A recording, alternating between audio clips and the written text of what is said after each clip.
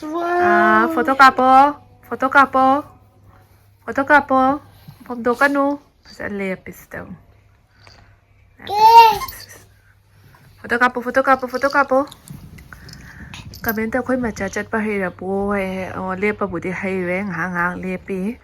Ado haina di thang dri. Ko haina thang wai bu thang ma ya di. Phone la e phone la e bi cho. Ba da pi ro. Mara mo pa na. Papa hello. Tao gửi tôi đấy. Hello. Yếu liền rồi. Có gì là ní cái tầng hai đấy, cả toàn bộ gì. Ở đây thì lỗi nó lấy nó cái lỗi đấy. Engkhol sẽ khơi đi khơi chặt là gấu ina turian mà pan đã lấy bên này nữa, bác sắc. Cả cắt bờ chặt bờ ngầm chết đi, Engkhol ní cái này. Ina.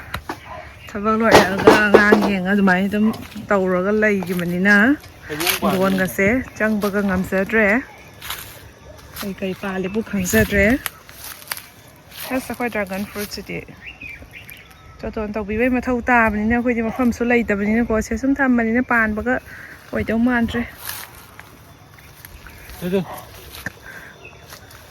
xe thay bông pan bì xe, xe thay bông pan bì xe.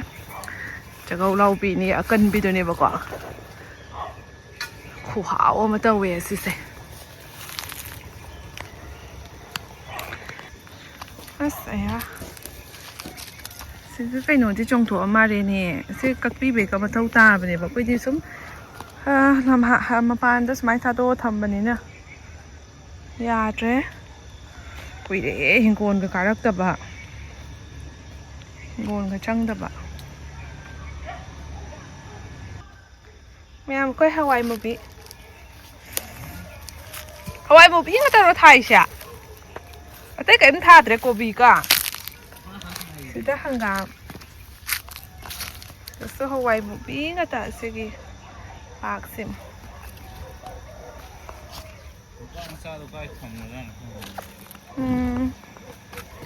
Sida na Hawaii truck ra lay re.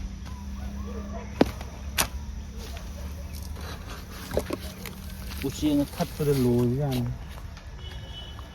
Ngoài một bí người ta sạt hơi ra kìa. Xe cây nó. Cô bí à? Ồ, xe cô bí này.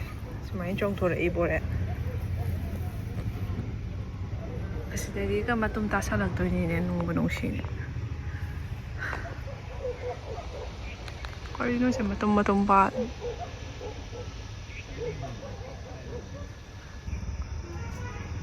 La phu pambi se yam nem na as la se uro ka ko mukbang taw ningi la phu mana phasa ba ka se uro ka di ko mukbang ka taw ningi la da sa su ma haw am lei bani bu kham cha ba ka mana da bani bu ko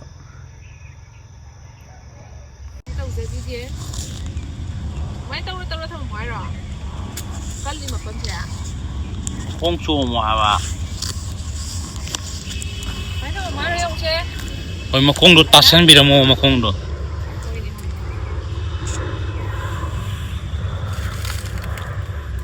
Sa si dia dam tha ni ai de ama baru ta sal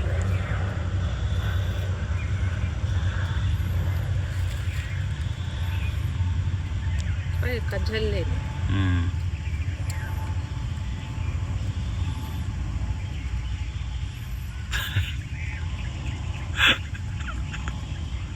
Mayar bro. Oh, tát sen también. Yốt yong pang na tàu này phải yong pang massage này cái thằng mà ra không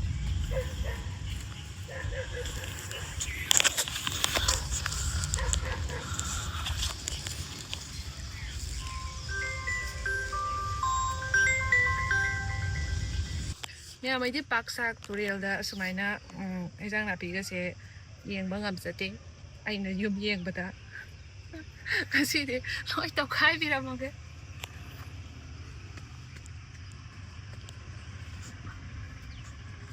สรุปงานทุบก็เลยแบบสุนัขแต่แบบนี้นะคิดตั้งจัดแล้วก็สุนัขแบบนี้นะคิดตั้งแต่จะกล้าไปสุกี้ใจแบบนี้ Con là bị sẽ có là sụp bên này sung bên này nè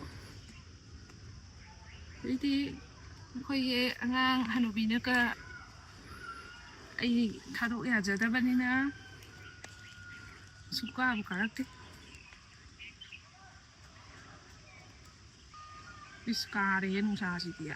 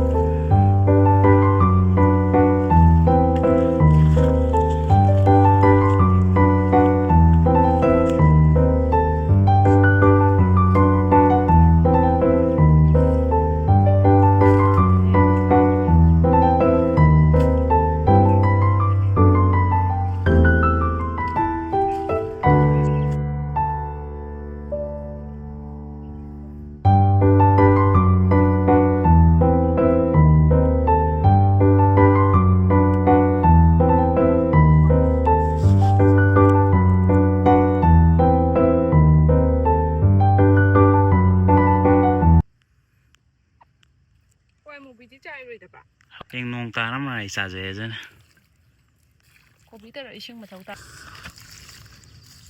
cô biết sẽ làm này in bắp pam nghe mày à mình sẽ làm pam này cô biết sẽ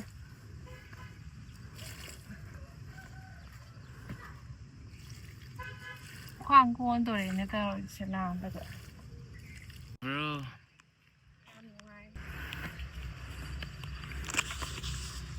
Isa sagat ni ma'am. Tabag sura di hindi kahit na ba dun? Tabag sura di hindi. Pisok manong da umaga. Layraga torok pa di hindi.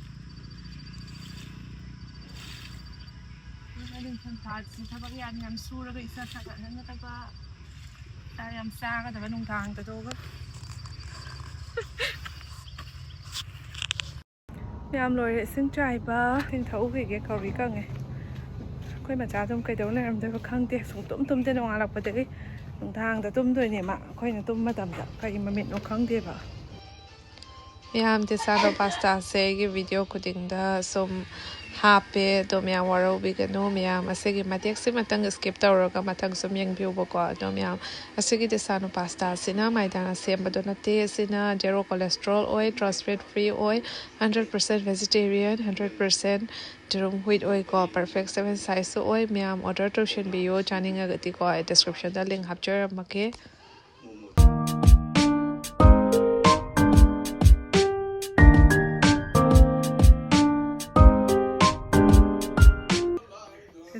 se mani mayam ko ai lak se kap thana bi na sai ngai tv nga lai ye ai lak se ka hai ba mai to lo ke ko kai hai no to ma sai ra ni se ngang bayam hai ra bani mai kem dau to mai to lo se o pi ro da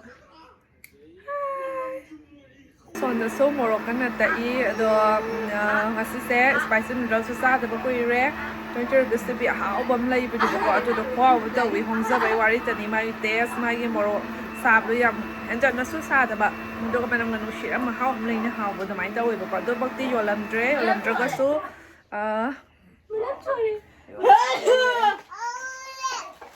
This is oil na low re so ye 3x spicy ai na yes na mo ko ase ka Ito ra ga Kai ga da. Na man si haura ga do ra ga nang char tina khoi byam tau da nam chaminare ga.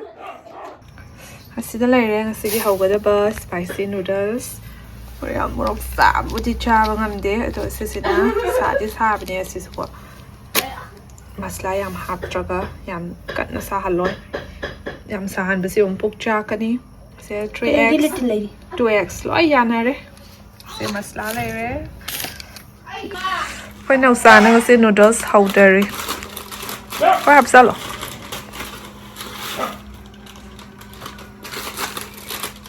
Cái nó tôi béo rồi mi rồi. Cái gì đấy ngon thật. Ồ.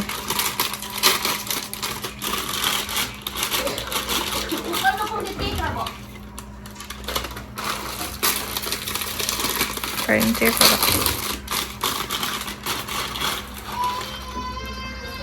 Chaminare ya hay đấy.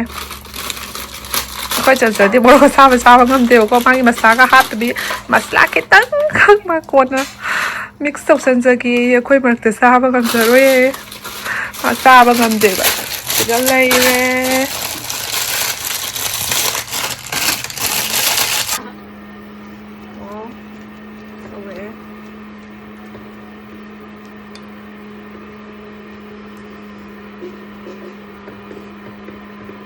Sẽ mà bột chảo vị độ ôi để mà bỏ.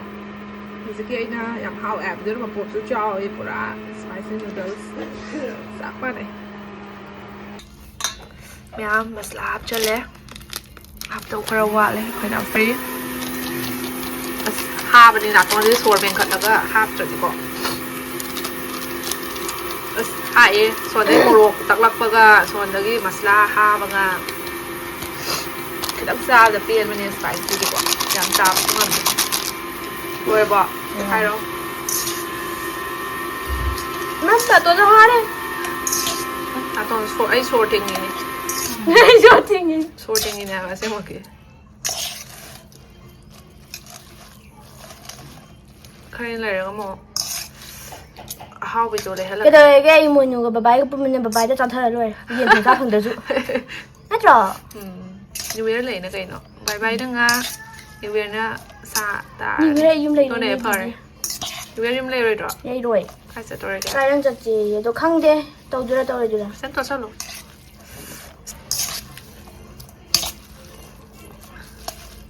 Cái này có tôi sao. Cha ni angang daga tang hal di mayo ra ni. Na ko hum kat kida na. Ai na. Sao nào. Nang cái ya ra rồi. Nhưng mà cái tôi sao chứ? Quay ta rồi. Cái nó mới chơi vì sao sẽ gì nhỉ? Nó đó sao làm lại kìa. Mà cái mẹ ăn nhìn thấy nhỉ. Cùng nè.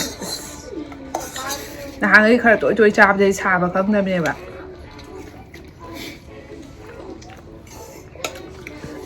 Đang cái bữa trắng trứng này ngay. À không mà đâu. Chao. Chứ nó sạp đã. Sao mà muốn à? Xa đi rất thun mình ra. Em xa rồi đó. Thun men nè. Thun men của thun mình ra đi. Chắc bảo sẽ thùng tắc tàu nhé. Thật thật. Chắc liên cái cần hôm nay là mình ta tả lạc tận á. Ủa không cặp này này. Thôi đen không bán trên đây là tốt.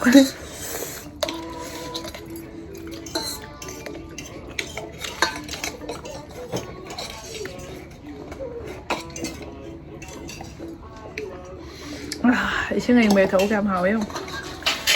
Một tháng nó ngược cái này những ngày hào đấy. Miệng chừng ấy.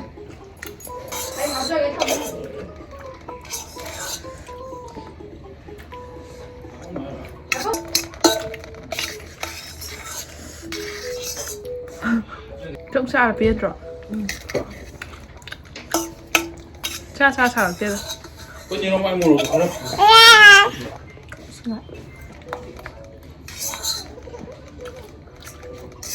Mà một bằng tổ lôi rồi. Rồi. Hào đấy. Hào đi. Hào bro. Không có lên được rồi. Rồi. Thôi em. Cảm giác nhà bữa tết. Mồ rộ không. Mồ rộ ngao rồi bữa tết.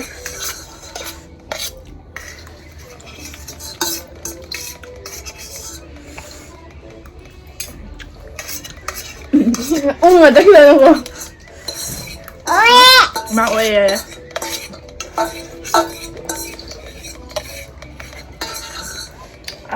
Ok trời. Thì nó học ra. Cơm sao bây giờ rồi? Em đi xe. Ôi mà chắc là rồi. Sẽ ý xin cái đó cho. Nào hôm cha đấy. Cha này bác bác cũng sao cái đấy. Ý xin nhớ thì xin thấy ý xin ăn mà. Thấy má? Ý xin cần nó cho hai rồi cái má nó thằng cái thấy. Thằng cái đấy nó đâu có làm này đâu. ภาษาทุ่มไปดิตั้งซาเส้นแก